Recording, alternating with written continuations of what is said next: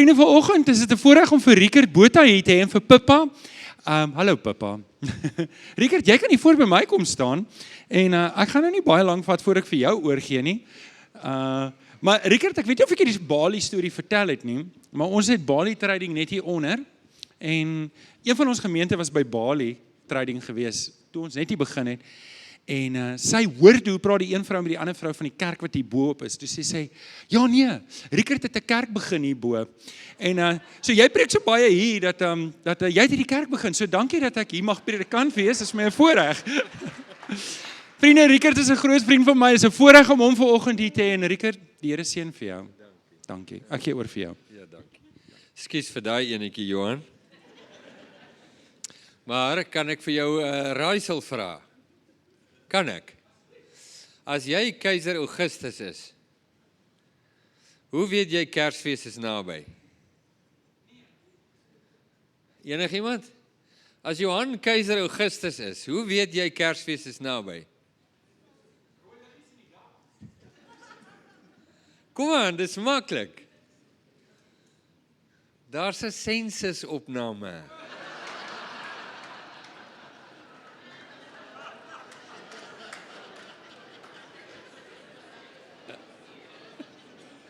Dankie Willem. Dankie, dis 'n voorreg om hier te wees. Hier so voor in die voorste ry sit my familie. Twee van my kleinkinders is ook hier. En dan my derde kleinkind en haar mamma is nou in Pretoria. Hulle kom eers vanmiddag aan. Sy word egter eers in Februarie gebore. Maar sy is al klaar deur van die familie en is kosbaar om te sien wat die Here doen in mense se lewens.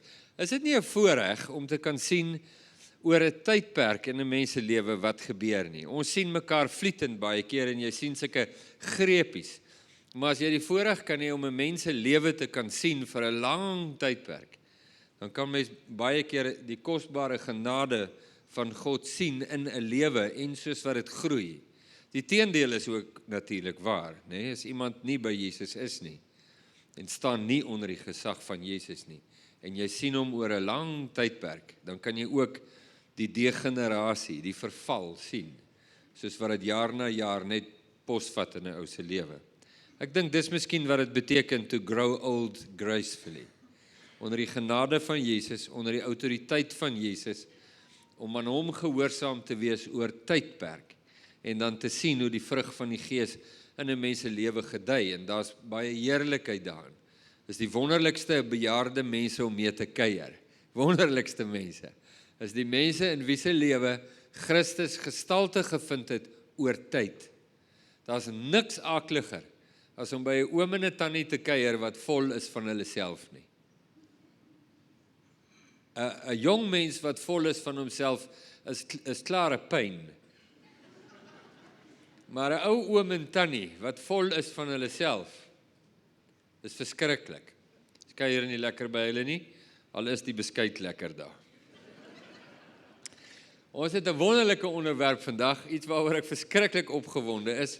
So as julle saam met my kan blaai in julle Bybels na Openbaring hoofstuk 1, en ons lees in vers 15. Nou ek het dit gememoriseer, so ek gaan dit sê uit my hart uit. Ek het nou nie 'n Bybel oop voor my nie. En jy kan sien of ek reg lees, reg onthou. Terwyl jy oop is daar, kom ons vra net, ons sê, Here Jesus, wat 'n voorreg om hier te kan staan, voor hierdie uitgeleese gehoor. U ken hulle harte, u weet presies wat in hulle lewens hang.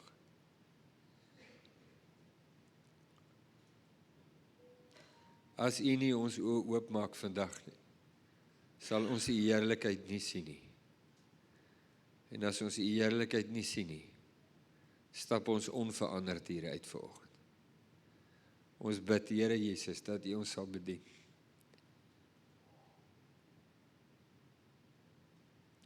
In Jesus se naam. Amen. Die laaste boek in die Bybel, 66 van hulle, Openbaring die laaste ene.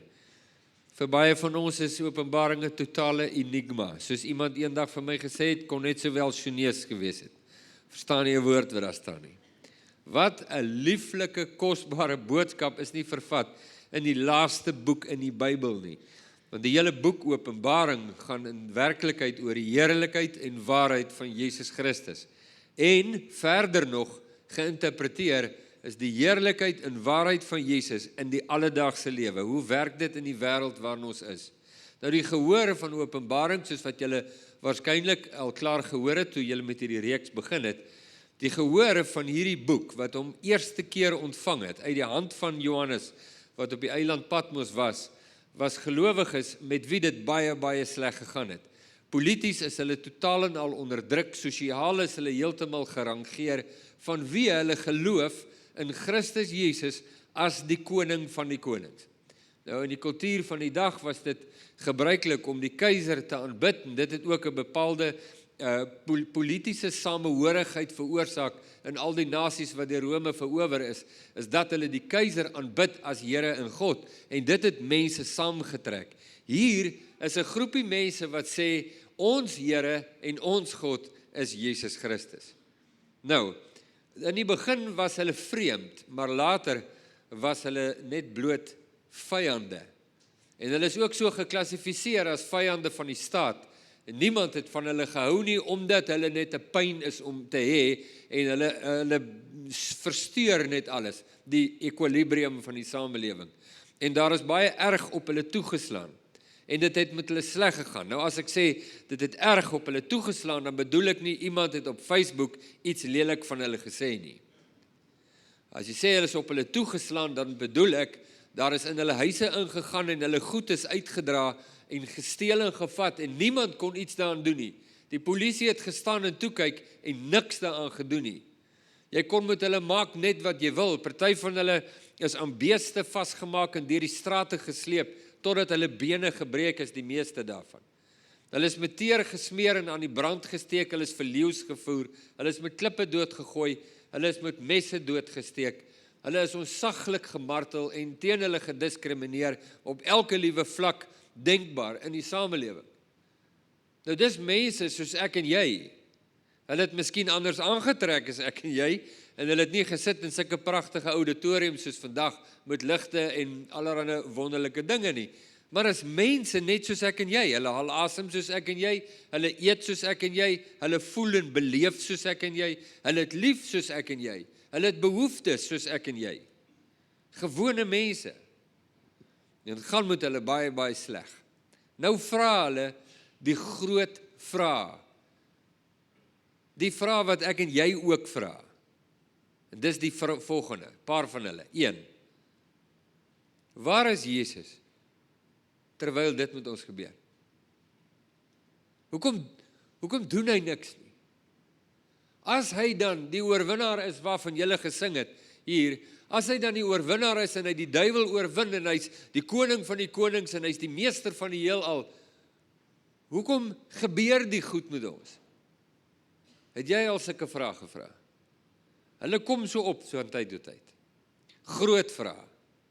Wanneer gaan hy dit alles laat stop? Wanneer gaan hy die duiwel totaal en al van die toneel verwyder? Wanneer gaan hy reg en geregtigheid laat geskied? Groot vrae. Vrae wat jy sal vra as hulle inkom en jou kinders van jou wegvat. Of vrae wat jy dalk sal vra as jy soos hulle die Kolosseum moes instap waar jy weet, die leeu's jou gaan verskeer.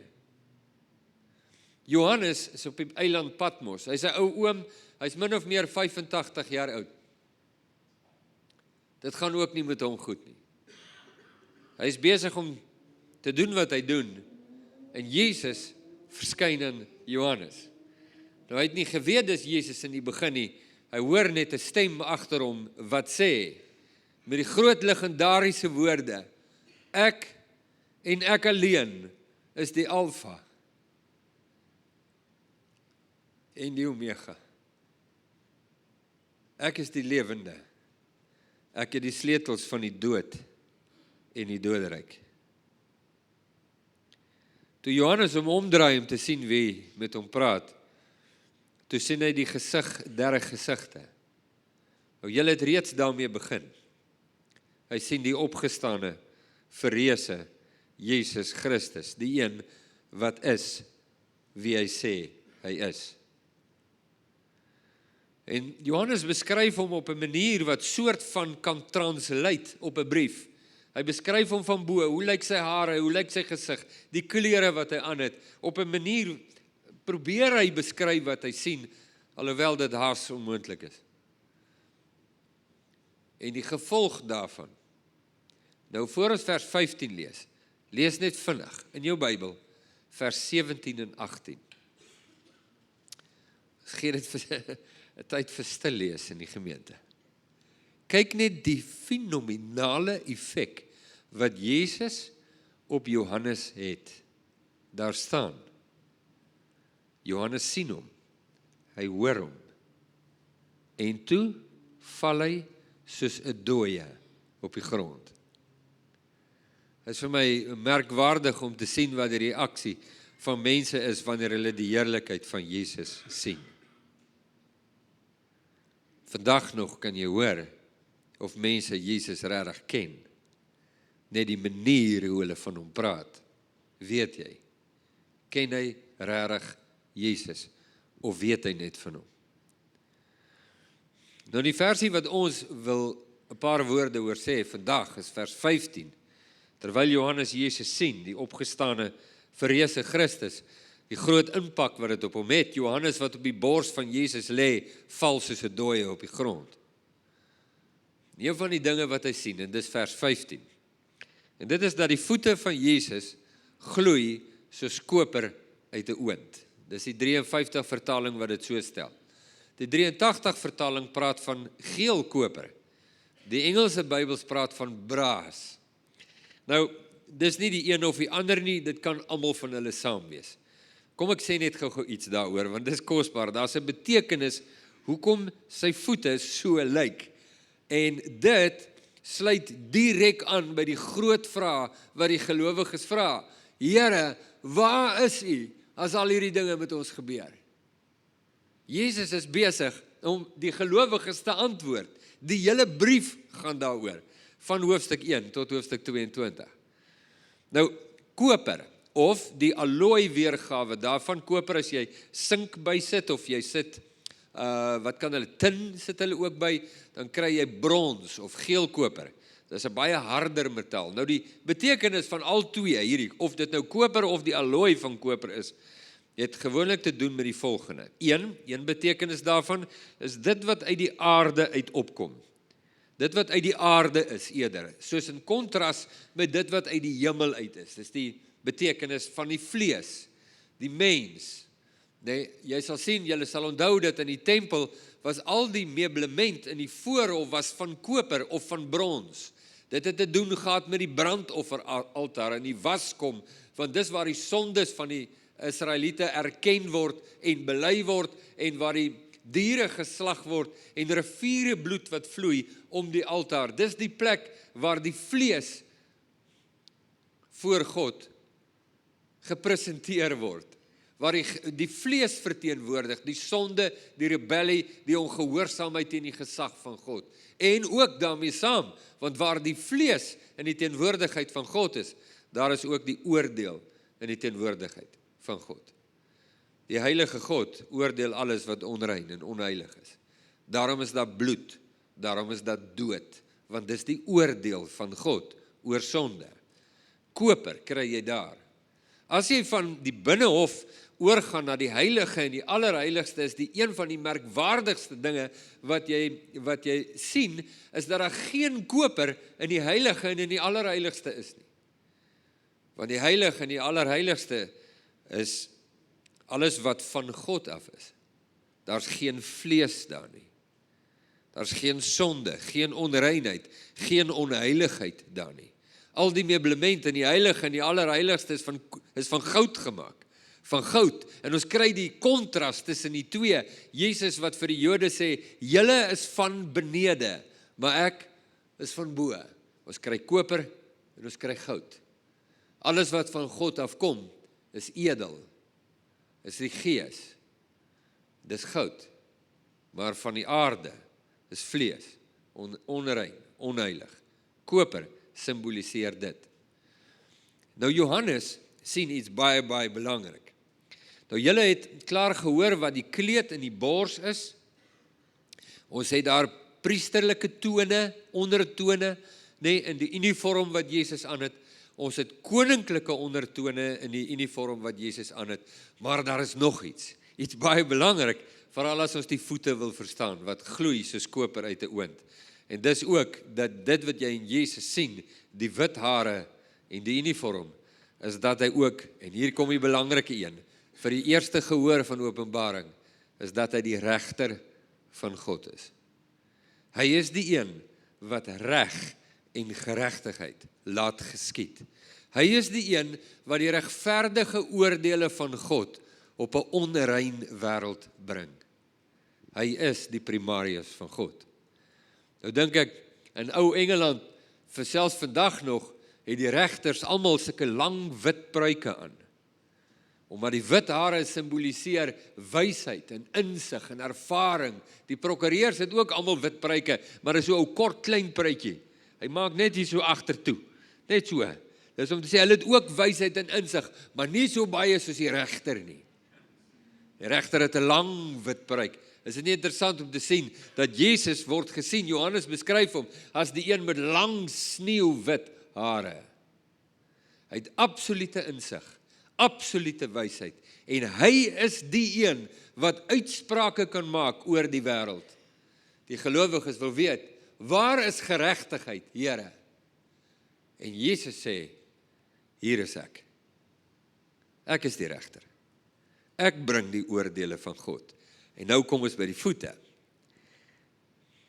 Die feit dat dit brons voete is, en dat dit gloei soos koper uit 'n oond, is 'n baie duidelike teken van die oordeele van God oor die onreinheid van die wêreld. En oral waar Jesus loop, bring hy die regverdige oordeele van God, as die regter van God. Nou, daar's hierdie toneel in Openbaring 6, waar die gelowiges voor die troon van God staan, hulle is vermoor vir hulle geloof, hulle is daar, baie mense vra vir my, waar gaan gelowiges as hulle sterwe? Ek sê wel, al inligting wat ek het, is Openbaring 6. Daar staan hulle om die troon, hulle praat met God, in die hemel, vermoor, daar staan hulle. En hulle vra vir hom hierdie vraag, hoe lank, o heilige en waaragtige heerser, oordeel u nie ons bloed, ons regverdige bloed op die inwoners van die aarde nie? Hoe lank nog, voordat u dit gaan doen? Hulle weet baie deeglik dat Jesus gaan hulle regverdige bloed wreek op die inwoners van die aarde, en ek weet nie of jy weet, hoe evangelies is daardie uitlating wat ek nou net gemaak het nie. Paulus skryf aan die gelowiges in Romeine 12, en hy sê, moenie julle wreek nie, geliefdes, want, en die want is 'n kritiese woord om te verstaan, want daar staan geskrywe. Nou ek wonder of iemand hier weet, wat staan daar geskrywe? Enigiemand? Moenie julle wreek nie, want? Ek voel daar gaan 'n antwoord uit hierdie vleuel kom. Ek hoor 'n sagte gefluistering. Want aan my kom die wraak toe. Daar is wraak. Ons is mal oor die revenge movies. Jy kry 'n bad guy, en dan kry jy hierdie good guy. En die spanning tussen hulle twee, en dan sit hierdie ou vir daai ou ore aan. Die skrif sê, geliefdes, daar is een wat sal wraak neem. Verstaan jy dat daar wraak sal wees? Weet jy wie is die een wat wraak neem? Weet jy wie is die een wat die seels breek en die regverdige oordeele van God op die aarde uitstort deur al die eeue heen? Dis die opgestane, verreëse Christus. Die een wat hulle vasgespijker het in die kruis, wat opgestaan het uit die dode, wat deur die gees van heiligheid met krag verklaar is, as die seun van God, deur die opstanding uit die dode. Hy is die een wat wraak sal neem.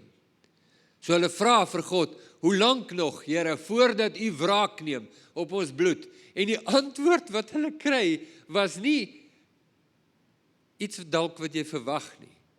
God sê nie vir hulle, hy, sies, mense sê nie so nie, dis hom onchristelik. Dis nie die antwoord wat jy hoor nie. Die antwoord wat jy hoor, is God sê, rus nog 'n bietjie. Oor 'n klein tydjie gaan dit gebeur. Dan lees jy verder in Openbaring en jy kom by hoofstuk 19 en dan sien jy iets wat jou ore laat tyd.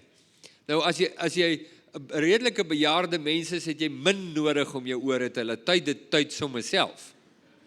Nee, maar daar lees jy iets wat fenomenaal is. Daar is 'n fees, daar word 'n feestoneel beskrywe in die hemel. Dit begin met woorde soos Halleluja. Baie Pinkster. Amen. Uitroeptekens, jy moet kyk in jou Bybel. Of as jy 'n gereformeerde Bybel het, sal dit seker net dooitjie. Ek spot sommer. Nee, dat is geweldige uitsprake, halleluja. Nou gaan jy wonder waaroor is die fees in die Bybel?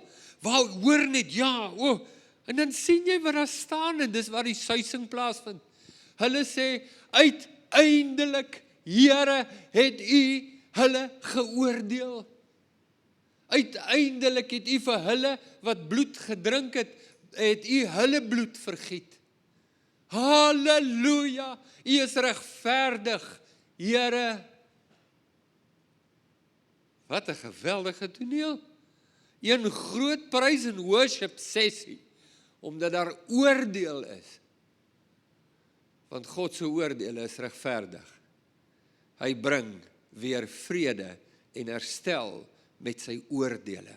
En die een wat dit administreer, is die een wat jy van lees in Openbaring 1. Die Here Jesus self. Sy voete gloei soos koper uit 'n oond. Hy is die een wat die parskuip uittrap. Hy is die een. Maar as iets van hom wat jy moet weet as ons daaroor praat. Sy oordeele is sonder die aanneming van persoon.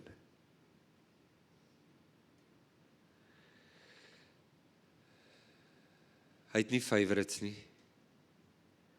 Hy het nie mense wat hy bloot verskoon nie.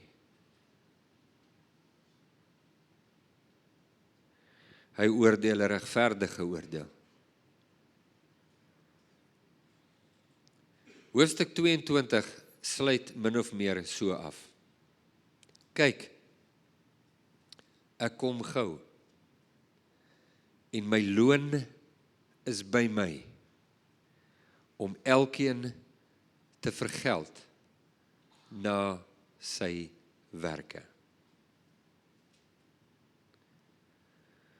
Dit is 'n geweldige belangrike boodskap vir die kerk om te hoor. Ek onthou jare terug in my huisgesin was daar 'n konfliksituasie. Ek kan beswaarlik glo dat ek dit geïnisieer het. Ek dink dit was of my vrou of een van hierdie terroriste wat hier voorsit. Ek kan verseker nie ek wees nie. Maar wat ek weet is ek het my speelgoed vreeslik uit die kot gegooi. Nie net so oor die kot nie, sommer so.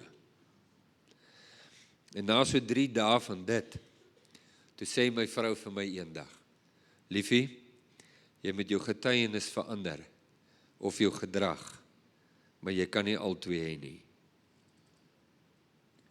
Onthou julle daai stelling? Dink ek het hom al 'n paar keer hier genoem. Daar is mense met 'n getuienis, dat hulle by die Seun is. Hulle het 'n getuienis, dat hy hulle Here is. Hulle het 'n getuienis, dat hulle hulle lewens voor hom aflê. Die oordeel, wat die regter van God vel, is jou gedrag en jou getuienis dieselfde. En hy is die een wat die oordeel uitspreek. Dis sy voete wat gloei soos koper uit 'n oond. Hy is die een wat sê, in daardie dag sal baie vir my sê, Here, Here, in U naam het ons duiwels uitgedryf. In U naam het ons kragtige dade gedoen, en dan sal ek vir hulle sê, gaan weg van my, julle wat die ongeregtigheid bewerk. Dis 'n openbaring van die persoon en waarheid van Jesus, wat 'n sidderende boodskap vir die kerk is, om te verstaan, dat jou getuienis alleen, bring nie vir jou vrede, by die regter van God nie. As jou getuienis in woorde alleen bestaan, is jy in groot moeilikheid. Want die oordeel word gevel, op grond van hoe jy lewe, en wat jy doen. As jy sê dat jy onder die gesag van Jesus staan, is jy regtig onder sy gesag.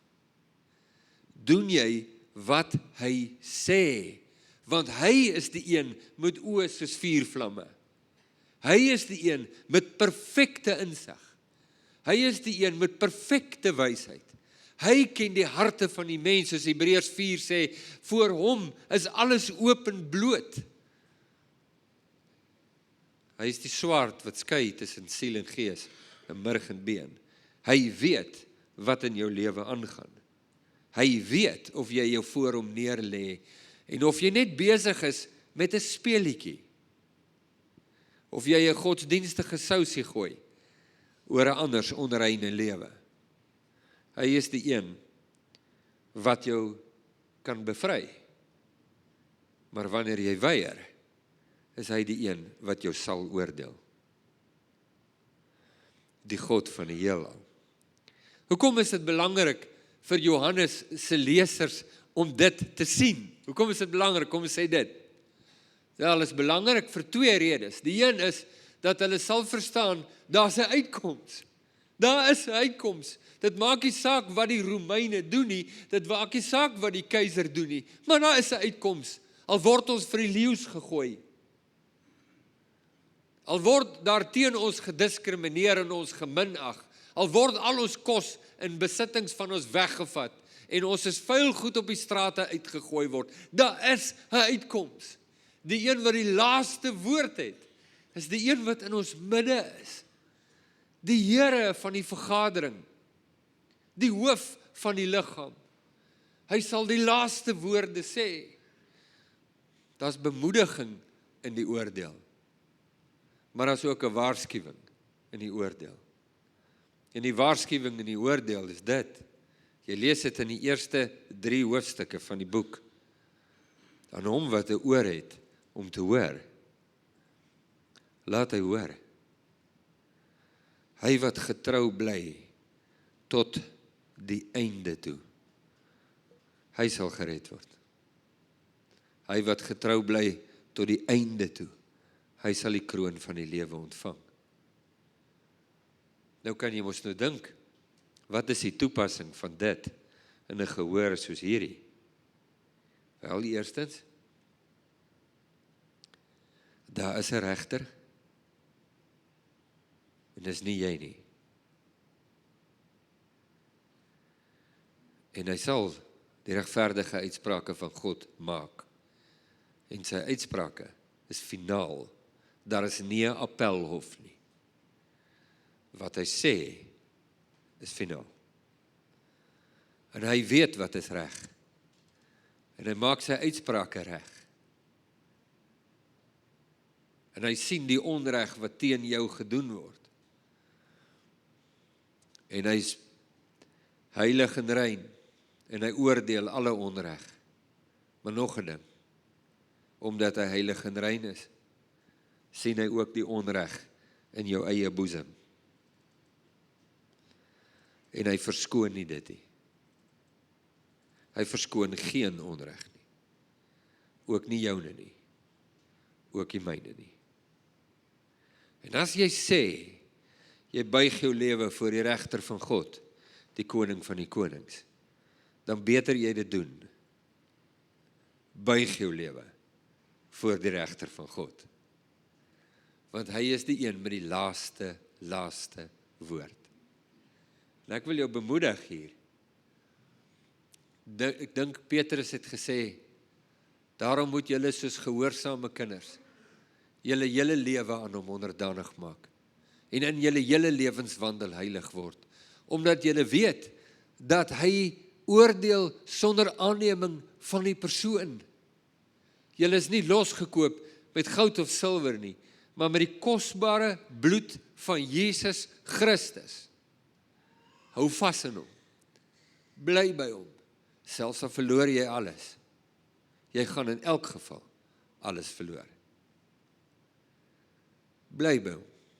Laat toe dat hy jou lewe reinig, sodat jy, wanneer hy die oordeel vel, voor hom kan staan, sonder om beskaamd te wees, sonder om verleed te wees, maar met eer, met vrede en met heerlikheid. Dis 'n belangrike woord. Jesus se voete gloei soos koper uit 'n oond. En oral waar hy stap, bring hy die regverdige oordeele van God. Van hoofstuk 1 tot 22 gaan julle lees hoe hy dit doen. Hoe hy dit waarmaak. En ek besef, dit is die Jesus met wie ek te doen het. Voor ek saam met julle bid, herinner ek my vinnig. Johannes 15 vers 14. Ek noem julle my vriende. Wat 'n woord om te hoor. Ek noem julle my vriende as voorwaarde. Julle alles doen wat ek julle beveel. Geliefdes, mag ons voor hom bevind word as mense wat alles doen wat hy sê. Buig jou hart en lewe. Kom ons bid saam. Here Jesus, ek het hierdie woord so nodig om te hoor in my eie hart en lewe. Dit bring 'n nugterheid, 'n helderheid. Ek raak so vinnig beïnvloed deur wat om my gebeur, wat ek sien en wat ek hoor. Of selfs wat ek binne in my eie hart belewe. Maar U het die vermoë om al die mis te laat opklaar. U het net 'n vermoë om deur al die frilletjies te sny en my te laat sien wat regtig belangrik is. Sodat ek my oë kan oplig en dit op Jesus gefestig hou, die leidsman en volëinder van my geloof. Ek bid vir hierdie gemeente, Here, hierdie kosbare groep mense wat hier sit, U wat hulle almal ken. Here Jesus, mag hulle ore hoor wat die Gees in die gemeente sê. Mag hulle harte dit indrink en mag hulle dit bewaar totdat ons U weer sien van aangesig tot aangesig. In Jesus se naam. Amen.